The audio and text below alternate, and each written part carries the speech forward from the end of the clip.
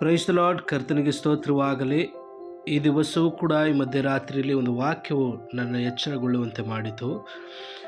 ಲೂಕನ ಸುವಾರ್ತೆಯ 7ನೇ ಅಧ್ಯಾಯದ 36ನೇ ವಾಕ್ಯದಿಂದ ನಾವು ಓದುವಾಗ, ಒಬ್ಬ ಫರಿಸಾಯರಲ್ಲಿ ಒಬ್ಬನು ಯೇಸುಕ್ರಿಸ್ತರನ್ನು ತನ್ನ ಜೊತೆಯಲ್ಲಿ ಊಟ ಮಾಡಬೇಕೆಂಬುದಾಗಿ ಬೇಡಿಕೊಂಡಾಗ ಆತನು ಫರಿಸಾಯನ ಮನೆಗೆ ಹೋಗಿ ಊಟಕ್ಕೆ ಹೊರಗಿಕೊಂಡನು ಎಂಬುದಾಗಿ ನಾವು ಓದ್ತೇವೆ. ಯೇಸುಕ್ರಿಸ್ತರು ನಡೆದ ಮಾರ್ಗದಲ್ಲೆಲ್ಲ ಅದ್ಭುತಗಳು, ಅತಿಶಯಗಳು ನಡೆಯಲ್ಪಟ್ಟವು. ಯೇಸುಕ್ರಿಸ್ತನು ಯಾರನ್ನು ಮುಟ್ಟಿದರೂ ಅವ್ರಿಗೂ ಕೂಡ ಸೌಖ್ಯ ಉಂಟಾಯಿತು. ಆದರೆ ಯೇಸುವನ್ನು ಮುಟ್ಟಿದವರು ಕೂಡ ಆಮೇಲೆ ಸೌಖ್ಯವನ್ನು ಹೊಂದಿಕೊಂಡರು. ಆದರೆ ಪ್ರಿಯರೇ, ಈ ಒಂದು ಸಿಮೋನನೆಂಬ ಈ ಫರಿಸಾಯನ ಮನೆಗೆ ಬಂದಾಗ ಯೇಸುಕ್ರಿಸ್ತು ಬಿಡುಗಡೆಯನ್ನು ಕೊಡದೇ ಇರುವಂಥದ್ದನ್ನು ನಾವು ಕಾಣ್ತೇವೆ.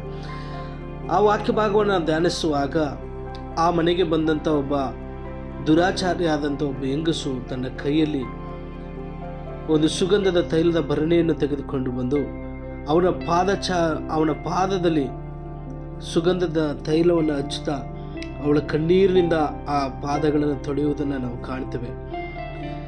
ಈ ದುರಾಚಾರಿಯಾದಂಥ ಹೆಂಗಸನ್ನು ಕಂಡು ಈ ಸಿಮೋನನು ತಾನು ತಪ್ಪು ಕಂಡುಹಿಡಿಯುವಂಥದ್ದನ್ನು ನಾವು ಕಾಣ್ತೇವೆ. ಆದರೆ ಯೇಸು ಕ್ರಿಸ್ತನು, ಸಿಮೋನನೇ, ಈ ಹೆಂಗಸನ್ನು ನೋಡಿದೀಯಾ? ನಾನು ನಿನ್ನ ಮನೆಗೆ ಬಂದಾಗ ನೀನು ನನ್ನ ಕಾಲಿಗೆ ನೀರು ಕೊಡಲಿಲ್ಲ.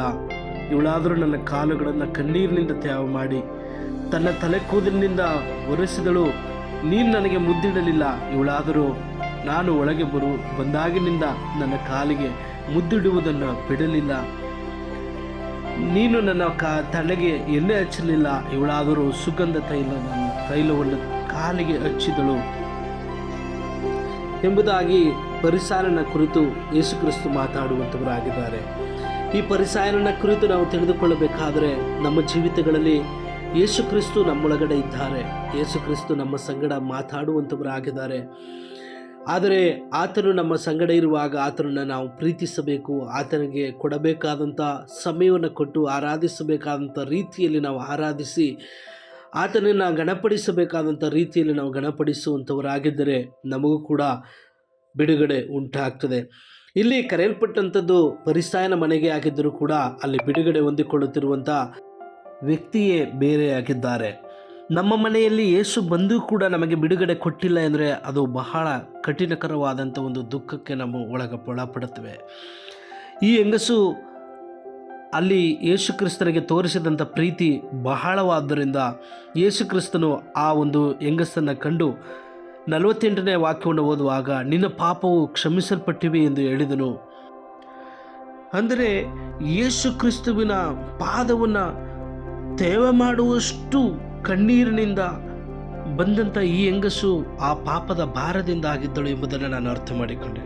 ಆ ಪಾಪದ ಭಾರ ಇವಳಿಗೆ ಸಮಾಧಾನವನ್ನು ಕೊಡದೇ ಇತ್ತು.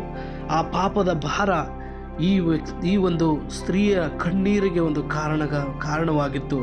ಆದ್ದರಿಂದಲೇ ಯೇಸು ಕ್ರಿಸ್ತು ನಿನ್ನ ಪಾಪಗಳು ಕ್ಷಮಿಸಲ್ಪಟ್ಟಿವೆ ಎಂಬುದಾಗಿ ಆ ಒಂದು ಸ್ತ್ರೀಯನ್ನು ನೋಡಿ ಹೇಳುವಂಥದ್ದನ್ನು ನಾವು ಕಾಣ್ತೇವೆ.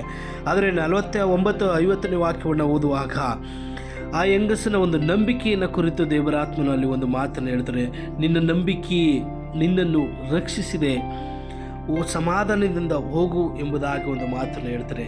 ಅಂದರೆ ಆ ಸಮಾಧಾನ ಇಲ್ಲದಂತೆ ಆ ಪಾಪದ ಭಾರವು ಅವಳ ಕಣ್ಣೀರನ್ನು ತರಿಸುವಂಥದ್ದಾಗಿತ್ತು.